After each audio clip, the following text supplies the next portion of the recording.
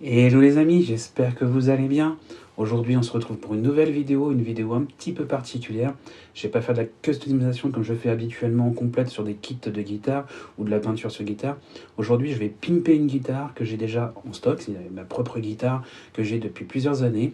Je me suis inspiré du concept de Neo Geo Fanatic, qui fait souvent ça sur sa chaîne de pimper des guitares qu'il récupère sur eBay ou autre. Moi, je vais le faire tout simplement sur une de mes guitares que j'ai voilà, personnelle et que j'ai depuis beaucoup d'années et que j'ai envie de faire évoluer. De plus, il y a un événement cette année qui a fait que j'ai récupéré du matériel et j'ai envie de tester quelque chose qui je n'ai jamais vu sur Internet. Je me suis beaucoup renseigné avant de le faire. Donc, je vais vous faire découvrir ça, mais avant, je vais vous expliquer un peu l'histoire de ma guitare et pourquoi j'y tiens beaucoup. Alors, cette guitare que j'ai achetée il y a pas mal d'années, je l'ai achetée car j'étais dans un groupe et pour améliorer mon jeu, je cherchais une guitare de meilleure qualité.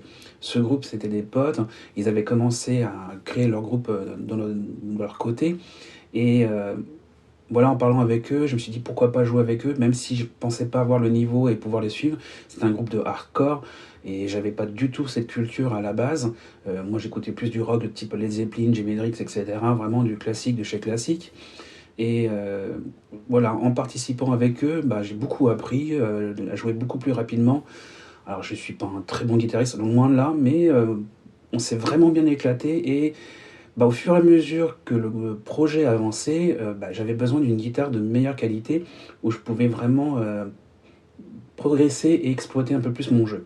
Pour ça, je suis parti sur Paris, rue de Douai, chez Metal Guitar, si je ne me trompe pas au niveau du nom, euh, qui est vraiment un magasin spécialisé dans la guitare métal.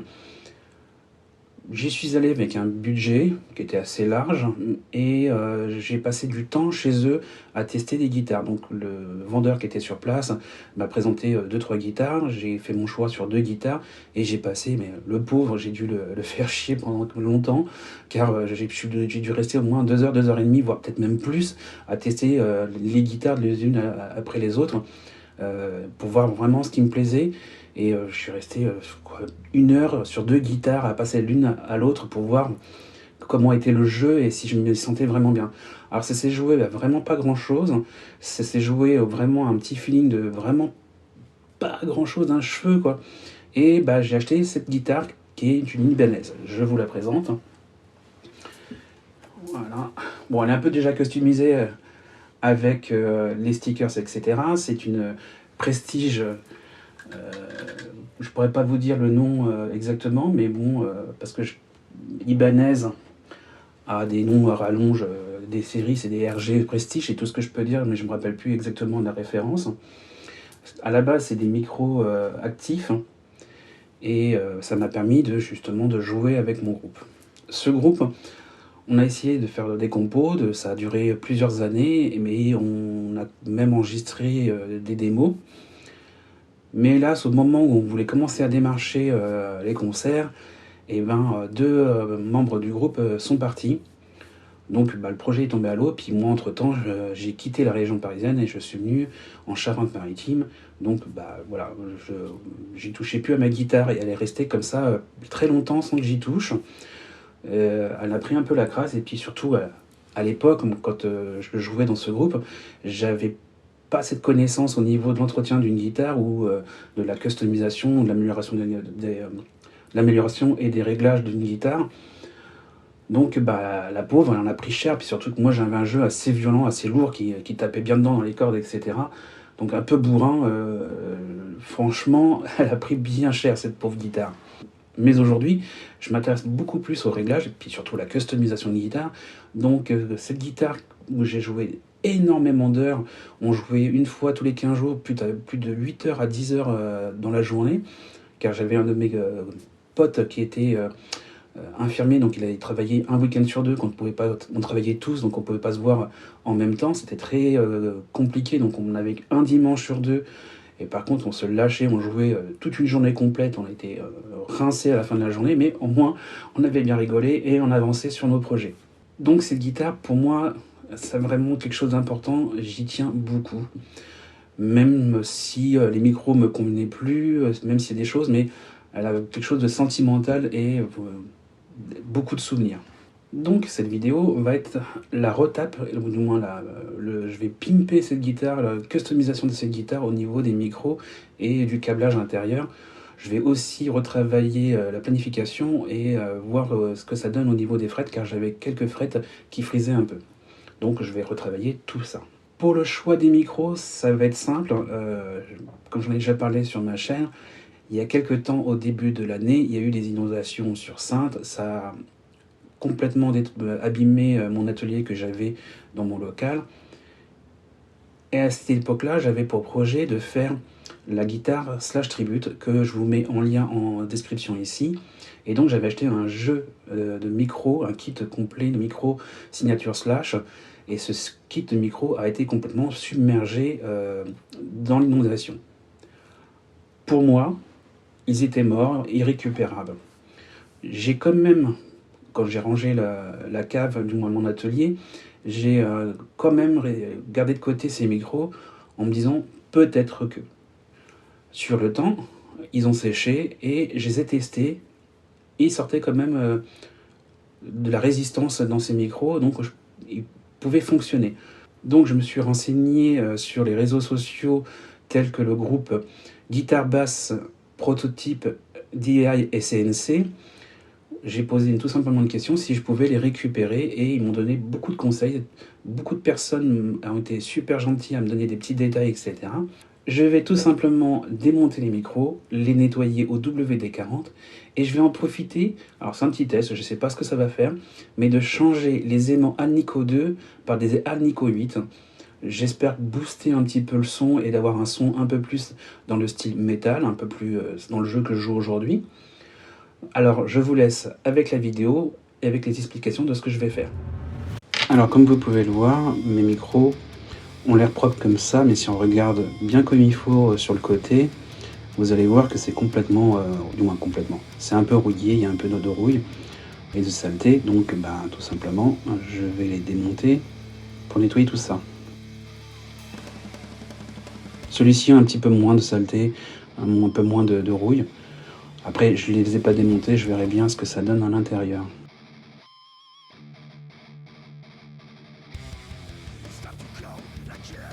Comme vous pouvez le voir, au mètre, il ressort quand même une résistance. Pour le premier de 8.2 et le deuxième 8.8. Ce qui est déjà pas mal, en sachant qu'ils ont pris la flotte complètement.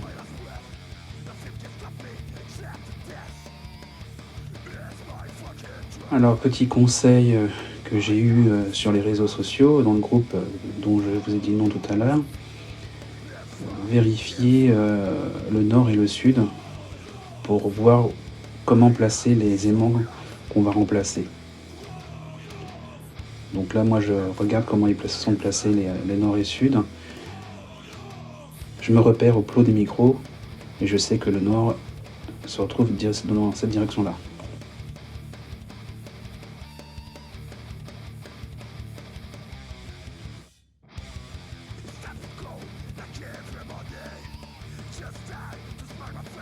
Je les démonte complets. Ça rien d'extraordinaire. J'essaie de faire attention quand même de ne pas arracher des fils. Mais a priori, ils sont quand même bien soudés. Comme vous pouvez voir, on voit à l'intérieur que ça a bien pris l'eau.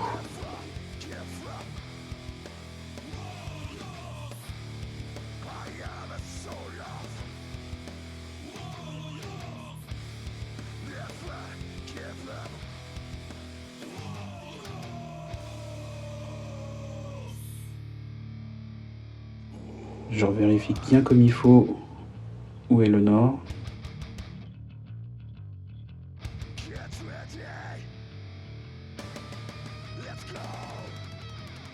Alors la boussole que j'ai achetée, c'est vraiment une boussole que j'ai achetée vite fait dans un magasin de quincaillerie. C'est juste pour me dépanner.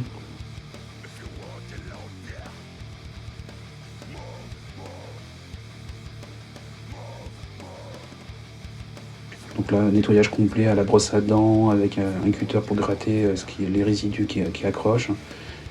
Et je remplace complètement avec les Alnico 8.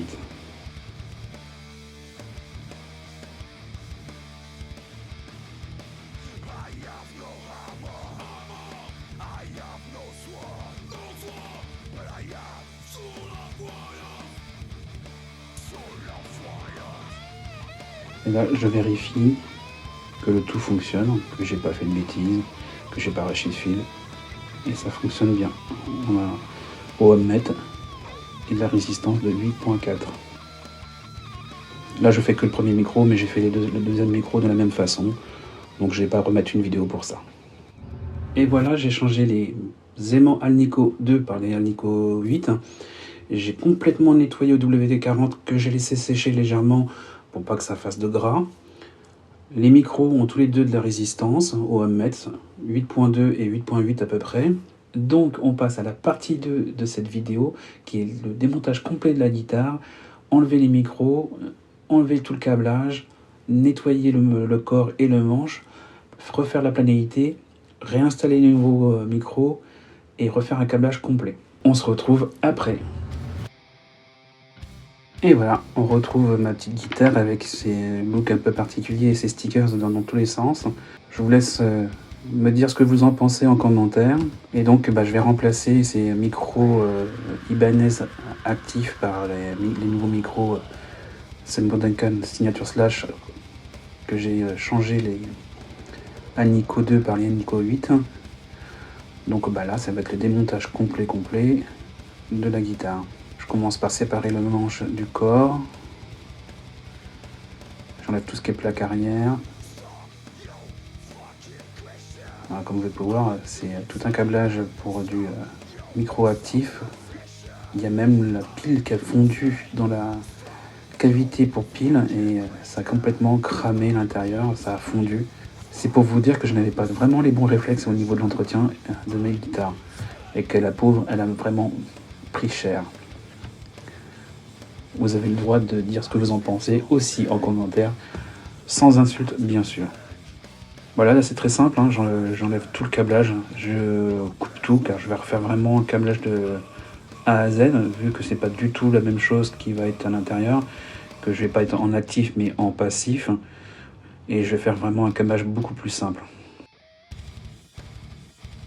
Alors là, je démonte complètement le Floyd Rose, qui est un Floyd Rose Edge 0 de chez Ibanez, très particulier à régler. J'ai eu du mal à comprendre comment il fonctionnait, mais j'ai pris le temps et j'y suis arrivé quand même pour pouvoir régler correctement ma guitare.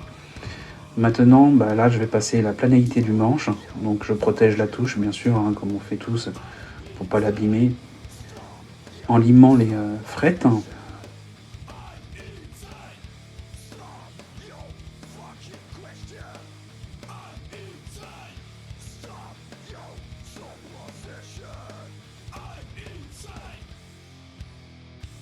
Donc c'est une opération qui prend un petit peu de temps, mais qui est nécessaire à faire. C'est vraiment de bien protéger la touche.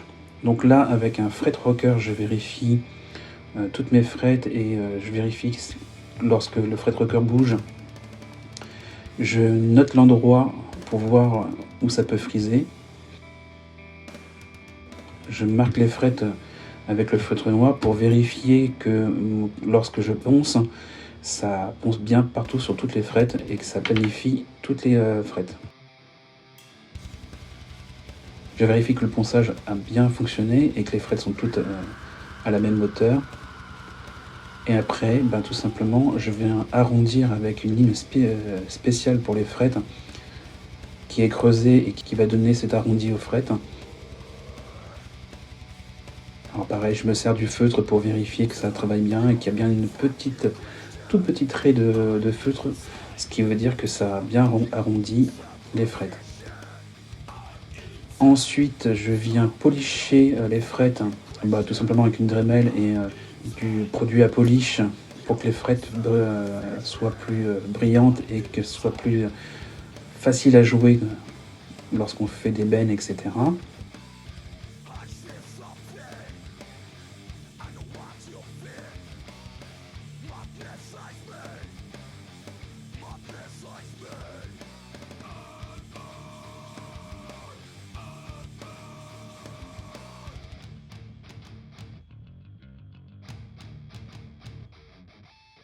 Une fois que tout ça est fait, je revérifie que toutes mes mécaniques sont bien serrées, je nettoie tout. Et voilà, mon manche au niveau des frettes a été réglé. Alors j'ai oublié de vous dire que j'avais quand même vérifié avec le Crossroad que le manche soit bien à plat, hein. J'en profite aussi pour nourrir la touche et la nettoyer avec un produit Harmonix, qui sont vraiment des produits excellents. Je trouve que c'est vraiment agréable à poser et que ça nettoie bien et nourrit bien le bois.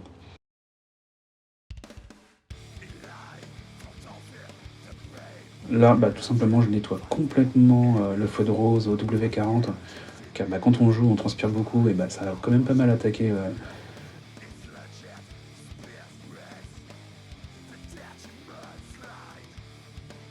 Et après, tout simplement, je revois complètement euh, l'électronique de la guitare. Alors, j'ai pas fait un tuto sur ce câblage de libanaise, car tout simplement, déjà, il y a des schémas que vous pouvez trouver sur internet et qui peut vous aider à bien câbler votre guitare.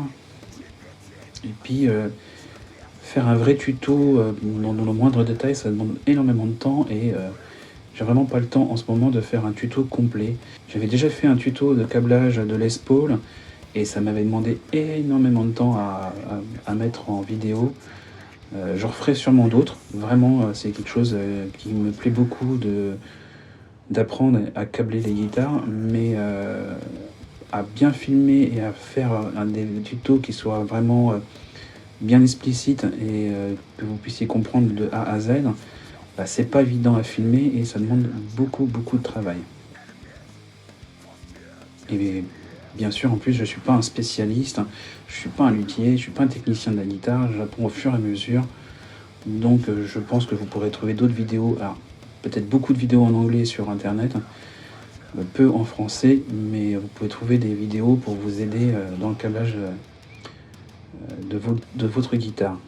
De plus, sur cette guitare, je me suis aperçu qu'il y avait quelques petites différences au niveau du câblage entre le schéma et ce que je voulais faire. C'est au niveau du sélecteur et je vous avouerai que j'ai fait plein de tests pour arriver au bon câblage. Mais aujourd'hui, elle fonctionne très bien.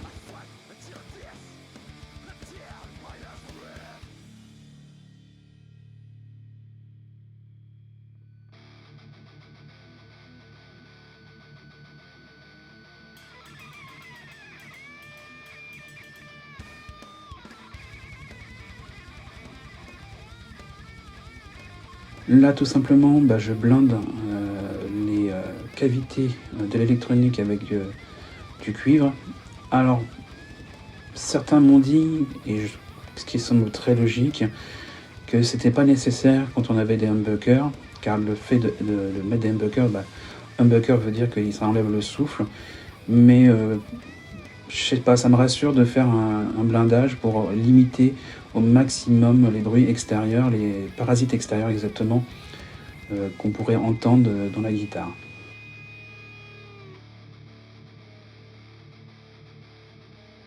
Alors, comme vous avez pu le voir, j'ai fait d'abord un premier travail de câblage à l'extérieur pour me faciliter le travail à l'intérieur de la cavité. Je n'ai plus qu'à installer les potentiomètres à leur place et de finir les derniers câblages directement dans la guitare. Alors pareil, là, je pense qu'il y en a pas mal qui hurlent à la mort parce que j'ai pas protégé la guitare des projections de soudure, mais je vais vous dire tout de suite que ma guitare elle a tellement pris dans la tronche que le vernis et la peinture n'est plus d'une première jeunesse. Et j'ai en tête de la customiser complètement, de poncer complètement la peinture et de refaire complètement une nouvelle peinture dessus. Donc c'est pour ça que là pour l'instant je me prends pas la tête. C'est une première customisation que je fais tout simplement juste au niveau des micros et je ferai tout un gros travail derrière de vraie customisation de guitare.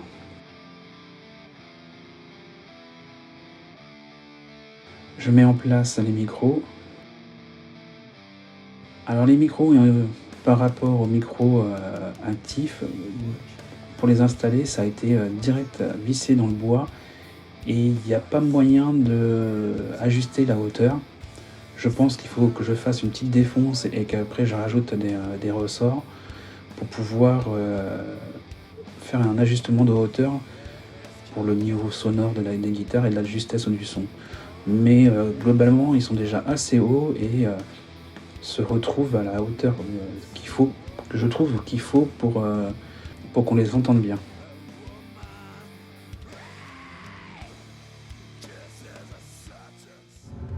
Et voilà les amis, je n'ai pas la suite de la vidéo du montage de la guitare.